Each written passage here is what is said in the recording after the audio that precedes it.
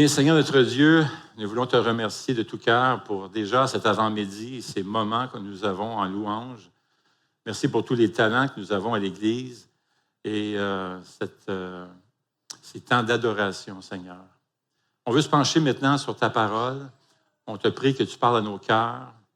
Et c'est ta lettre d'amour que tu nous as laissée. Alors, nous prions que tu disposes nos cœurs à entendre, à comprendre ta parole et à la mettre en pratique. C'est ce que tu veux, c'est ce qui t'honore le plus, Seigneur. C'est de l'adoration que de suivre ta parole. Comme Jésus l'a dit dans Matthieu 28. Enseignez-leur à observer tout ce que je vous ai prescrit. Et c'est ce qu'on veut, Seigneur, au nom de Jésus. Amen. Eh bien, je ne sais pas si vous avez entendu, si vous étiez amateur de la série de télévision Friends, qui a joué pendant plusieurs saisons, mais l'un des principaux acteurs qui vient du Canada, en fait, Matthew Perry, est décédé samedi dernier à l'âge de 54 ans, après avoir été retrouvé dans son jacuzzi à Los Angeles. Dans sa biographie, Matthew Perry admet que sa toute première prière était une demande pour devenir une célébrité. Il a dit à Dieu, « Tu peux faire ce que tu veux de moi, mais rends-moi célèbre. » Maintenant, il a eu ce qu'il voulait, il est devenu célèbre, mais cette célébrité a plutôt contribué à l'escalade des addictions de Perry et ça lui a coûté sa vie. Déjà, à l'âge de 14 ans, il a découvert la première bouteille de vin et il est resté accro. Il raconte que lorsqu'il a déménagé à Hollywood quelques années plus tard, il pensait que la célébrité pourrait remplacer sa consommation quotidienne d'alcool et guérir, et c'est lui qui dit ça, guérir le trou à l'intérieur de lui. Au lieu de cela, sa dépendance s'est agrafée et s'est étendue aux analgésiques. Et à un moment donné, Perry raconte qu'il prenait plus de 55 pilules de Vicodin par jour. L'acteur raconte qu'il arrivait souvent au tournage avec une gueule de bois et qu'il tremblait. Il a passé la moitié de sa vie dans des centres de traitement de désintox. Perry rapporte d'ailleurs que sa plus longue période d'abstinence a duré 2 ans et avec plusieurs rechutes. Il a eu 14 séjours en cure de désintox, 65 fois en désintoxication, 14 opérations chirurgicales et plus de 6000 réunions d'alcooliques avec les alcooliques anonymes. Il y a 3 ans, il a failli mourir à cause de la drogue. Son cœur s'est arrêté, son côlon a éclaté. Il a passé 2 semaines dans le coma et 5 mois à l'hôpital. Les médecins lui donnaient 2 % de chance de vivre. Il a eu besoin d'une poche de colostomie pendant plus d'1 an. C'est Perry lui-même qui dira « J'ai un besoin incessant d'attention, mais ce n'est jamais le bon type d'attention, dit-il.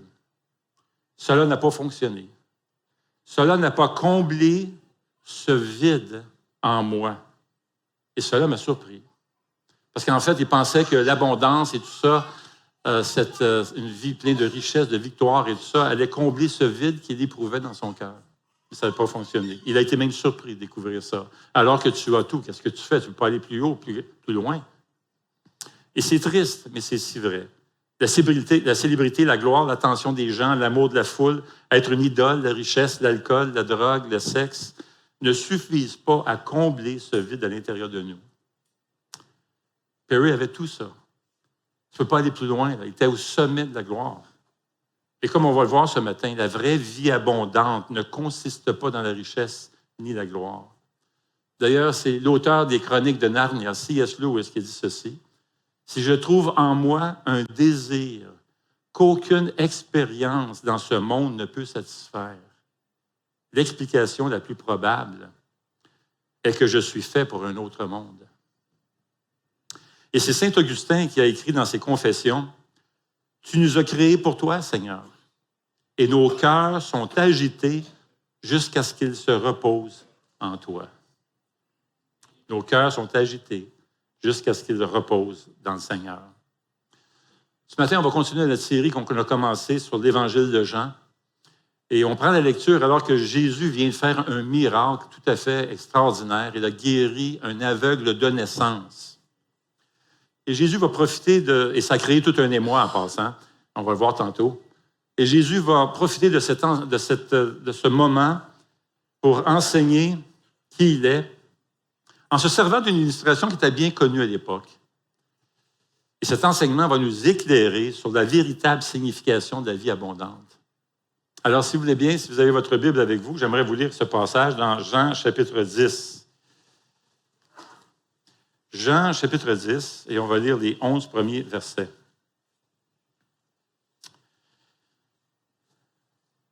En vérité, je vous le dis, c'est Jésus qui parle, celui qui n'entre pas dans l'enclos des brebis par la porte, mais s'y introduit par un autre endroit, est un voleur et un brigand. Mais celui qui entre par la porte est le berger des brebis. Le gardien lui ouvre et les brebis écoutent sa voix. Il appelle par leur nom les brebis qui lui appartiennent et il les conduit dehors. Lorsqu'il les a toutes faites sortir, il marche devant elles et les brebis le suivent parce qu'elles connaissent sa voix. Elles ne suivront pas un étranger, mais elles fuiront, au contraire, loin de lui, parce qu'elles ne connaissent pas la voix des étrangers.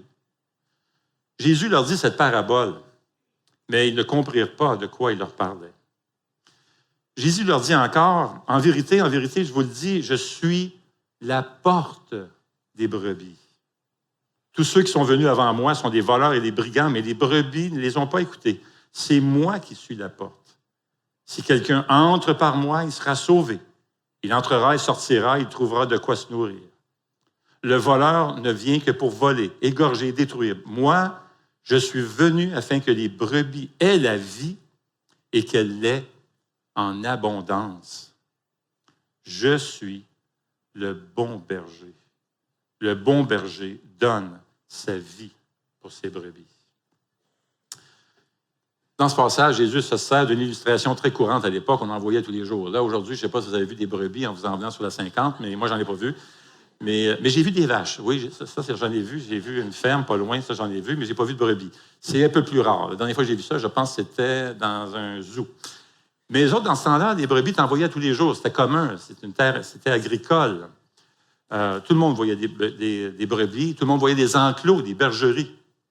Et Jésus va se servir de cette illustration que tout le monde connaissait très bien pour attirer l'attention finalement sur une vérité qui est supérieure.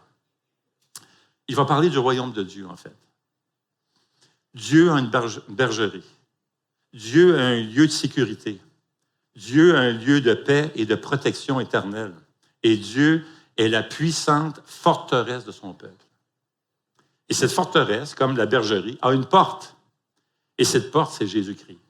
Jésus est la porte qui nous donne accès à cette place de sécurité. Jésus est la porte qui nous donne accès au royaume de Dieu, à la vie éternelle. Maintenant, pour mieux comprendre le chapitre 10 de Jean qu'on vient de lire, on a besoin de nous rappeler ce qui vient de se produire au chapitre précédent, au chapitre 9. Jésus a guéri un homme qui était aveugle de naissance. C'est tout à fait spectaculaire. C'est tout un miracle. Maintenant, ça leur aurait déjà été un miracle assez spécial que Jésus guérisse un aveugle. Mais de guérir un aveugle de naissance, c'était tout à fait extraordinaire. Voyez-vous, les Juifs disaient que seul le Messie allait pouvoir guérir un aveugle de naissance quand le Messie viendrait.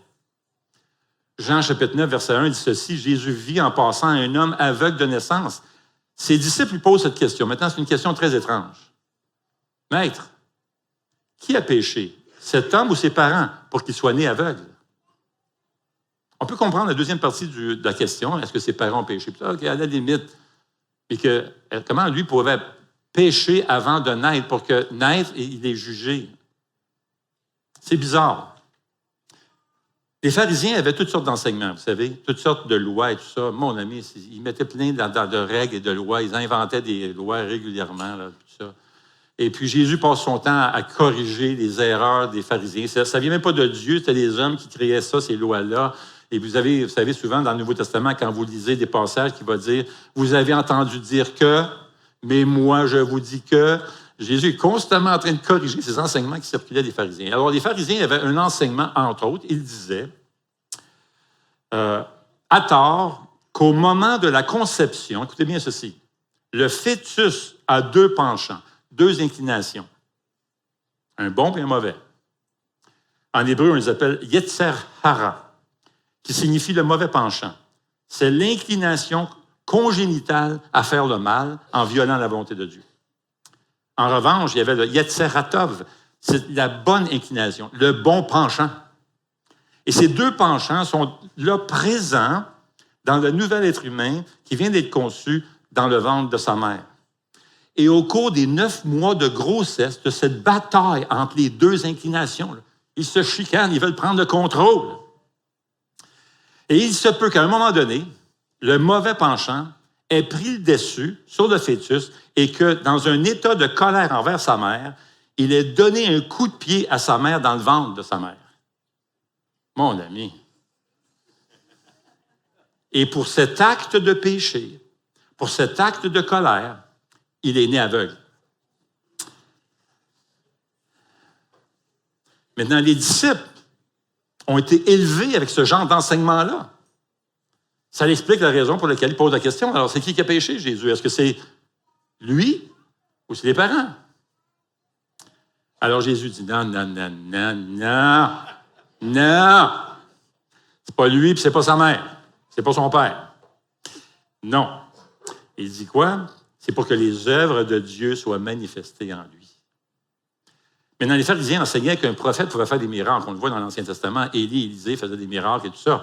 Mais que guérir un aveugle de naissance, ça prenait le Messie. Seul le Messie, lorsqu'il viendrait, pourrait guérir un aveugle de naissance. Il y a une raison pour ça. Parce que selon eux, c'est un jugement de Dieu. Et seul le Messie aurait le pouvoir, l'autorité de pouvoir renverser le jugement de Dieu. D'ailleurs, à travers l'histoire juive, il n'existe aucun récit d'un aveugle un aveugle de naissance ayant été guéri avant Jésus. C'est d'ailleurs ce que va nous dire, ce que va faire remarquer l'homme qui a été guéri, qui est confronté par les pharisiens. C'est ce qu'il va dire aux pharisiens. Il va donner toute une leçon aux pharisiens. Chapitre 9, verset 32, voici ce qu'il dit. « Jamais encore on a entendu dire que quelqu'un ait ouvert les yeux d'un aveugle né. » Regardez bien ce qu'il dit au verset 33. Et ça, c'est... Et les pharisiens n'ont pas aimé ça. Là.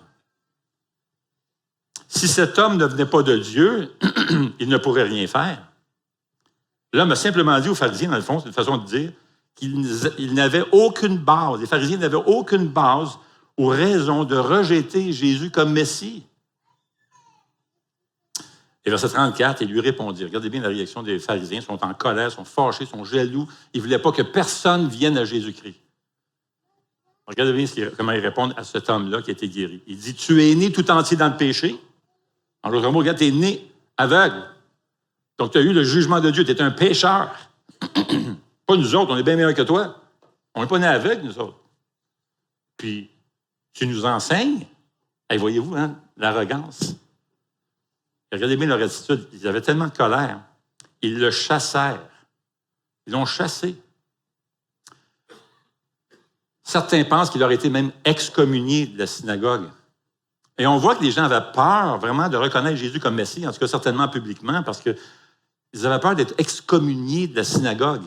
On le voit par exemple parce que les parents aussi ont été confrontés par des pharisiens. Les pharisiens vont voir les parents, puis les parents, ils marchent sur des œufs devant eux. Là. Puis on voit l'attitude, verset 22, dans le chapitre 9, il dit « Ses parents dirent cela parce qu'ils avaient peur des chefs juifs. En effet, ceux-ci avaient décidé d'exclure de la synagogue celui qui reconnaîtrait Jésus comme Messie. » Maintenant, il existait dans la communauté juive, chez les Juifs, les chefs religieux, etc., il existait 3 niveaux d'excommunication chez les pharisiens. Le premier, c'est Hésipa. C'est le plus bas niveau. C'est comme une tape sur les doigts. On t'excommuniait pendant à peu près 16 jours, jusqu'à 30 jours maximum. Puis ça prenait 3 rabbins pour déclarer cette mesure disciplinaire-là. Il y avait un niveau qui était encore plus sévère. Et là, ça durait minimum 30 jours et beaucoup plus, qui s'appelle le nidui. Ça prenait 10 rabbins pour prononcer vraiment cette excommunication-là. Mais le 3e niveau d'excommunication, ça, c'était le plus tough, la plus sévère, la mesure la plus sévère. C'est cherem, qui signifie être désynagogué. En d'autres mots, on te jette dehors, on t'expulse, excommunié, sort dehors. Et rendu là, ça, c'était très grave parce que tu n'avais pas le droit, la communauté n'avait même pas le droit de lui parler, même pas le droit de rentrer en relation avec lui. Tu étais considéré comme mort. C'était la mesure disciplinaire la plus sévère. On te considérait mort. Mais les pharisiens avaient décidé d'exercer cette mesure disciplinaire la plus sévère à quiconque reconnaîtrait Jésus comme Messie. D'ailleurs, certains pensent qu'en expulsant cet homme qui vient d'être guéri, les pharisiens auraient appliqué cette pire mesure disciplinaire envers lui. Et Jésus l'apprend. On voit dans 9,35 ce qui suit, Jésus apprit qu'il l'avait chassé. Alors, l'ayant rencontré, il lui dit, « Crois-tu au Fils de Dieu? » Et l'homme, il dit, « Et qui est-il, Seigneur, afin que je croie en lui? » Et Jésus répond, « Tu l'as vu, c'est celui qui te parle. C'est lui. » Alors il dit, « Je crois, Seigneur. » Il se prosterna devant lui. Il s'est mis à l'adorer. Il a reconnu que Jésus était le Sauveur, le Messie tant attendu. Il est non seulement guéri de son aveuglement physique, il peut voir maintenant, mais là, il est soudainement guéri de son aveuglement spirituel. Il voit maintenant Jésus et le reconnaît comme le Sauveur du monde. C'est suite à cet événement, suite à l'attitude de ces chefs religieux, les pharisiens, qui auraient dû en fait se réjouir que voici cet homme qui est aveugle de naissance, qui est soudainement guéri. Ils auraient dû se réjouir de cette guérison. Mais non, ils sont pleins de haine, pleins de colère. Eh bien, c'est suite à ça que Jésus va prendre une illustration bien connue de l'époque, celle des brebis et d'un berger. Au temps de Jésus, il y avait des milliers de brebis et ça prenait des bergers pour en prendre soin. Et on plaçait les brebis dans un enclos. Maintenant, certains enclos étaient construits de bois et on mettait une clôture en bois tout autour. Mais la plupart du temps, on mettait des murs de pierre autour de l'enclos pour protéger les brebis. Et puis, ce qu'on faisait, c'est qu'en haut des murs de l'enclos en pierre, ce qu'on faisait, on mettait comme des broussailles, là, et avec des tiges très fines, avec des épines au bout pour empêcher, pour essayer de dissuader les voleurs de monter par-dessus les murs pour essayer de voler les brebis. On avait donc une sorte de forteresse pour abriter et protéger les brebis contre les attaques des voleurs. Il n'y avait pas de fil de barbelé dans ce temps-là, donc c'est comme ça qu'on fabriquait des protections en haut des murs. L'enclos était donc une place de sécurité. Lorsque le berger venait chercher ses brebis pour les nourrir, il venait à la porte de l'enclos et le portier le laissait entrer. Et lui, il passait des années avec ces mêmes brebis-là. Il les connaissait et les brebis reconnaissaient la voix. Fait qu'il y avait juste à se pointer le nez, puis ils appelaient les brebis. « Allez, venez-vous-en. » Là, tu voyais toutes les brebis qui s'en venaient, puis suivre le berger. Et lui, qu'est-ce qu'il faisait? Il les emmenait, il les sortait vers les prés, vers le pâturage. Il reconnaissait sa voix. Maintenant, souvenons-nous des chefs religieux du chapitre 9 qui ne se soucient pas des gens. Ils ont chassé ce pauvre homme aveugle de naissance. Et pourquoi? Parce qu'il avait cru en Jésus. Alors, chapitre 10, verset 1 commence avec Jésus qui dit, en vérité, je vous le dis, celui qui n'entre pas dans l'enclos des brebis.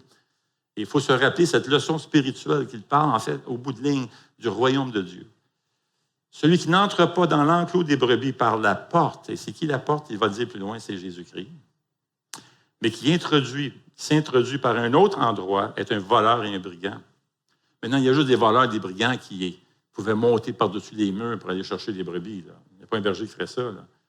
Maintenant, c'est une allusion aux chefs religieux, ces méchants, chapitre 9, qui interdisent les gens de croire en Jésus-Christ, sous menace de les chasser puis de les excommunier de la synagogue. Maintenant, Jésus fait deux déclarations très puissantes ici. Premièrement, il est la porte de la bergerie, c'est-à-dire la porte du royaume de Dieu. Verset 7, Jésus leur dit encore, en vérité, je vous le dis, je suis la porte des brebis.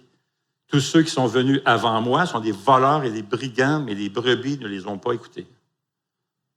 Maintenant, tous ceux qui sont venus avant moi sont des voleurs et des brigands. Jésus parle des faux messies et des faux chefs religieux qui troublent les gens, sèment le trouble et l'erreur et empêchent les gens de venir à lui. Mais Jésus est la porte. Il faut passer par lui pour entrer, faire partie du royaume de Dieu. Verset 9 dit, c'est moi qui suis la porte. Si quelqu'un entre par moi, il sera sauvé. Il entrera et sortira et il trouvera de quoi se nourrir l'âme. Jésus dit, si tu viens à moi, dans le fond, je vais prendre soin de toi. Je me soucie de mes enfants, je prends soin de mes enfants. En d'autres mots, notre Dieu n'est pas un Dieu distant, il n'est pas caché à quelque part derrière des nuages. Non, c'est un Dieu de relation, un Dieu avec une intimité qui est profonde. Il veut avoir cette relation avec toi. Et la porte qui donne accès à cette relation avec Dieu, c'est Jésus-Christ. C'est ce que Paul va nous dire dans Éphésiens chapitre 2, verset 18. À travers Jésus, en effet, nous avons les uns et les autres, dans le contexte fait allusion, les Juifs et les non-Juifs, mais ça prend nous autres aussi, nous avons accès auprès du Père par le même Esprit. Ainsi donc, vous n'êtes plus des étrangers ni des résidents temporaires, vous êtes au contraire concitoyens des saints, membres de la famille de Dieu. C'est faux quand même, pensez-y, concitoyens des saints, vous êtes saints. Tu viens à Jésus-Christ, tu es déclaré saint devant Dieu. Vous pensez bien des années, je pensais qu'il fallait être super bon, puis ça, faire toutes sortes de choses, des prouesses spirituelles. Pas du tout. Tu viens au Seigneur Jésus-Christ, Dieu t'appelle saint. Pourquoi? Parce qu'il te purifie, te donne une nouvelle naissance. Les choses anciennes sont passées, toutes choses sont devenues nouvelles. Et c'est ce que Jésus est en train de dire au chapitre 10. Et c'est grâce à son sacrifice sur la croix. Verset 11, Jésus dit, « Je suis le bon berger. Le bon berger donne sa vie pour ses brebis. » Voyez-vous, Jésus est en train d'annoncer son sacrifice, sa crucifixion. Et c'est ce que Jésus-Christ a fait pour nous. C'est offert pour nous. Jésus est donc la porte et il est aussi le bon berger. Alors, c'est quoi un bon berger selon Jésus? Eh bien, voici quelques-unes des vertus qu'un bon berger incarne. Et la première d'entre elles est la connaissance personnelle de chacune de ses brebis. Verset 3, il dit, il appelle par leur nom les brebis qui lui appartiennent et les conduit dehors. Lorsqu'il les a toutes fait sortir, il marche devant elles et les brebis le suivent parce qu'elles connaissent sa voix. Réalisons-nous que lorsque Jésus dit qu'il appelle ses brebis par leur nom et les conduit dehors, il est en train de nous dire « Je te connais. Je te connais. Je te connais personnellement. » Et dans le contexte du chapitre 10, cela implique que Jésus entre dans l'enclos du judaïsme et appelle individuellement ses brebis à former son propre troupeau de chrétiens, en quelque sorte, les enfants de Dieu. Et ces brebis sont les siennes, elles lui appartiennent. Il s'agit de relation, c'est une relation personnelle. Et c'est pourquoi Jésus affirme que ses brebis reconnaissent sa voix et le suivent. Il sait quelle brebis est susceptible de perdre. Il sait quelle brebis reconnaît sa voix et va tout de suite le suivre. Il nous connaît. Il sait quelle brebis a besoin d'encouragement et que d'autres ont besoin d'être un peu poussés. Il sait ce dont tu as besoin. Il sait exactement ce que tu as besoin. Il sait quand tu as besoin d'encouragement, quand tu as besoin de consolation, quand tu as besoin d'être exhorté. Dieu dit ceci. Je te connais. Le psaume 139 nous dit que chaque fois que tu te lèves, chaque fois que tu t'assois, chaque fois que tu te couches, et même avant même que tu parles, Dieu sait exactement ce que tu vas dire et ce que tu penses. Il connaît tous tes jours. Jésus dit, il sait même combien de cheveux que tu as sur ta tête. Éphésiens 4,6 dit que le Seigneur est au-dessus de nous autres. Psaume 139,5 dit que le Seigneur est en dessous de nous autres. Donc, il est en arrière de nous autres, excuse. Psaume 139,5 dit aussi que le Seigneur est en avant de nous autres. Et Jean 10,28 dit que le Seigneur est en dessous de nous autres. Et Éphésiens 3,17 dit que Jésus est en nous. Alors, mes chers amis, franchement, là, vous me voyez venir. Vous savez ce que je veux dire.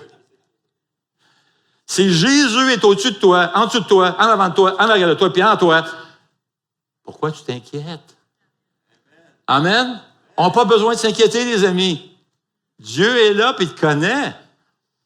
Tu es dans la forteresse de Dieu.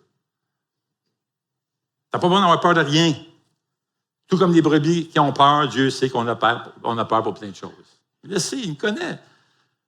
C'est pourquoi on peut voir 600 fois dans la Bible des personnes qui ont peur et 365 fois où c'est dit « n'aie pas peur ». Une fois par jour, d'accord? Une fois par jour. N'aie pas peur. Car Jésus est au-dessus de toi, en dessous de toi, il est en avant de toi, il est en arrière de toi, puis il est en toi. Donc, n'aie pas peur. Amen? N'aie pas peur. Alors demain, là, si tu commences à avoir peur, c'est quoi faire? Tu as peut-être besoin de le dire à haute voix. N'aie pas peur. Pas de conviction dans ça, là. N'aie pas peur! Ah, yes! Dis-le à ton voisin maintenant, il a besoin de l'entendre. C'est bon. Dieu est là. Il est celui qui a ton meilleur intérêt à cœur. Maintenant, je sais que je vais tomber. Je sais que je vais tomber. Je sais que je vais chuter. Puis je sais que je vais agir comme une brebis stupide de temps en temps. Mais ça ne change rien à la façon que Jésus m'aime. Parce qu'il est le bon berger. Une autre belle vertu d'un bon berger, c'est qu'il conduit ses brebis. Il les dirige. Verset 3, les brebis écoutent sa voix. Il appelle par leur nom les brebis qui lui appartiennent. Il les conduit dehors. Vous voyez, il les conduit dehors. Il les fait sortir, marche devant elles et les brebis le suivent. Un bon berger ne dirige pas ses brebis avec la force et avec le fouet. Et dans ce coin du monde-là, le berger se plaçait en avant des brebis. C'est de cette façon qu'il conduisait ses brebis. C'est vraiment une belle image du maître et ses disciples, Jésus-Christ. Suivre le Seigneur, c'est marcher selon sa parole. C'est de l'obéissance, c'est faire ce qu'il nous dit dans sa parole. C'est d'écouter sa voix. Un bon berger donne également sa vie pour ses brebis. Parfois, on embauchait des employés qui devaient prendre soin des brebis. Certains faisaient un très bon travail, prenaient soin des brebis, mais de là à mettre ta vie en danger, c'est une autre affaire. Et c'est le point de Jésus au verset 11. Jésus dit, « Je suis le bon berger. Le bon berger donne sa vie pour ses brebis. Le simple salarié, quant à lui, n'est pas le berger. Et les brebis ne lui appartiennent pas. Lorsqu'il voit venir le loup, il abandonne les brebis, il prend la fuite. Alors le loup s'en empare et les disperse. » Mais pas Jésus-Christ. Jésus s'est volontairement offert en sacrifice pour nos péchés, pour nous sauver. C'est ce qu'il a fait pour toi et pour moi.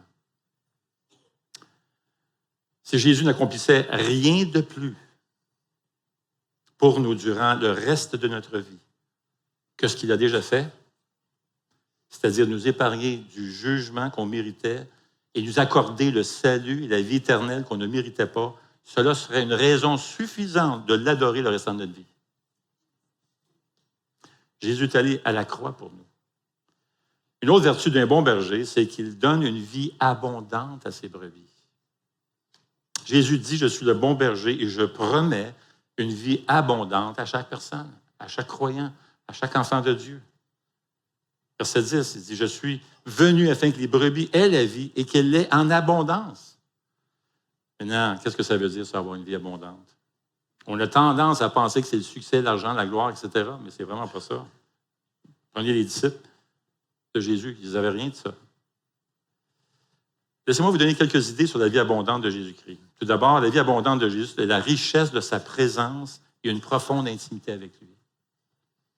Lorsqu'on vit au Seigneur Jésus, on reçoit son salut et il vit en nous. Et sa vie est en nous. C'est ça la vie éternelle. Deuxièmement, la vie abondante de Jésus inclut également le don de sa force pour nous, sa puissance qui maintenant nous est disponible. Paul dira dans Colossiens 1:11, « Vous serez fortifiés à tout point de vue par sa puissance glorieuse pour être toujours et avec joie, persévérant et patient. » Tu as cette puissance de Dieu qui t'est disponible maintenant par le Saint-Esprit. Philippiens 4:12, l'apôtre Paul va dire, « Je sais vivre dans la pauvreté, je sais vivre dans la richesse. Toujours et partout, j'ai appris à être rassasié et à avoir faim, à vivre avec beaucoup et avec peu. Je peux tout par celui qui me fortifie. » Christ, je peux tout par celui qui me fortifie. Paul n'est pas en train de dire qu'il va connaître le succès, non. Il a eu faim. Et lorsque la vie est éprouvante, le Seigneur lui donne la force dont il a besoin pour passer à travers l'épreuve et rester dans la joie du Seigneur. C'est ça que ça veut dire. Hein? Et quoi que la vie nous réserve, la vie abondante consiste en l'assurance qu'il va veiller sur nous. Quoi que la vie nous réserve, le Seigneur va s'en occuper. On a cette confiance-là que le Seigneur est là, il contrôle, il est maître, il est souverain. Il ne permettra absolument rien qui est au-delà de sa volonté. Verset 9 dit, « Si quelqu'un entre par moi, il sera sauvé, il entrera, il sortira, il trouvera du pâturage. » Ce qu'il te dit, c'est qu'il va prendre soin de toi et de tes besoins, quelles que soient les circonstances. Jésus dit dans Matthieu 6:25, « Ne vous inquiétez pas de ce que vous mangerez ou boirez pour vivre, ni de ce dont vous habillerez votre corps. La vie n'est-elle pas plus que la nourriture et le corps plus que le vêtement? Regardez les oiseaux du ciel. Ils ne sèment pas et ne moissonnent pas. Ils n'amassent rien dans des greniers et votre Père céleste les nourrit. Ne valez-vous pas beaucoup plus qu'eux? En d'autres mots, tu es précieux. C'est ça que Jésus-Christ te dit ici. Tu es précieux aux yeux de Dieu. Il va prendre soin de toi. On a cette assurance d'être dans la main de Dieu. Et verset 28 dit ceci, « Je leur donne la vie éternelle, Jésus dit. Ils ne périront jamais et personne ne pourra les arracher à ma main. » Quelle assurance! Tu es dans la main de Dieu. Mon Père qui me les a donnés est plus grand que tous et personne ne peut les arracher à la main de mon Père. Le Père et moi, nous sommes un. En d'autres mots, si tu es dans la main de Dieu le Père, tu es dans la main de Dieu le Fils. Puis personne n'est plus grand que Dieu. Qu'est-ce qui peut t'arriver? Rien au-delà de la volonté de Dieu. Dieu est parfaitement au contrôle, tu es dans sa main, sa forteresse. Dieu te tient, il te garde. J'inviterai les musiciens à venir maintenant. La vie abondante de Jésus, c'est aussi d'avoir les beaux fruits de l'Esprit. Galates 5, 22. Et ça, c'est toute une bénédiction. Galates 5, 22 dit le fruit de l'Esprit. Et quand tu viens au Seigneur Jésus-Christ, quand tu viens au Seigneur Jésus, Dieu te donne ses fruits. Le fruit de l'Esprit, c'est l'amour, la joie, la paix, la patience, la bonté, la bienveillance. C'est la foi, c'est la douceur, c'est la maîtrise de soi. La vie abondante que Jésus nous offre, c'est de pouvoir rester dans l'amour, la joie, la paix, la patience, la bonté, la bienveillance, de garder la foi, la douceur, la maîtrise de soi, même quand je passe par des moments difficiles. Et c'est possible par le Saint-Esprit qui habite en nous. Et tout ça, ça relève d'une relation avec Dieu, d'une profonde intimité avec lui. Jésus dit, « Je suis le bon berger et je vous promets une vie abondante. » La vie abondante n'est pas ce que j'ai dans ma vie, mais qui j'ai dans ma vie. Alors, comment vivre cette abondance? On veut suivre la voie du berger. Prions, Seigneur. Seigneur notre Dieu, combien nous voulons te remercier. Cette vie abondante que Jésus promet à chacun d'entre nous n'a été possible uniquement et exclusivement par le sacrifice parfait de Jésus. Jésus qui était dans la gloire, les anges adoraient, a volontairement décidé de s'humilier, prendre la forme d'un simple serviteur, un homme, a vécu une vie parfaite, sans péché, et volontairement décidé de s'offrir à la croix, subir l'humiliation, la persécution, le rejet. Il est devenu pauvre afin que nous devenions riches. Il est mort afin que nous ayons la vie. Il a été triste afin qu'on ait la joie parfaite. Il a été brisé afin que nous ayons cette paix qui surpasse toute intelligence, cette paix profonde que tu donnes à tous ceux qui viennent à toi. Seigneur, ce matin, nous voulons prendre ce pain et cette coupe comme tu l'as demandé en souvenir de ce sacrifice parfait où tu t'es livré, Seigneur, pour nous sauver. Tu as pris la colère de Dieu sur tes épaules, cette colère que je méritais, le jugement que je méritais à cause de mes péchés, mes blasphèmes, d'avoir tassé Dieu de ma vie. Tu as tout pris ça sur tes épaules, Seigneur Jésus. Alors ce matin, nous voulons prendre le pain et la coupe en mémoire de cette preuve d'amour, Jésus.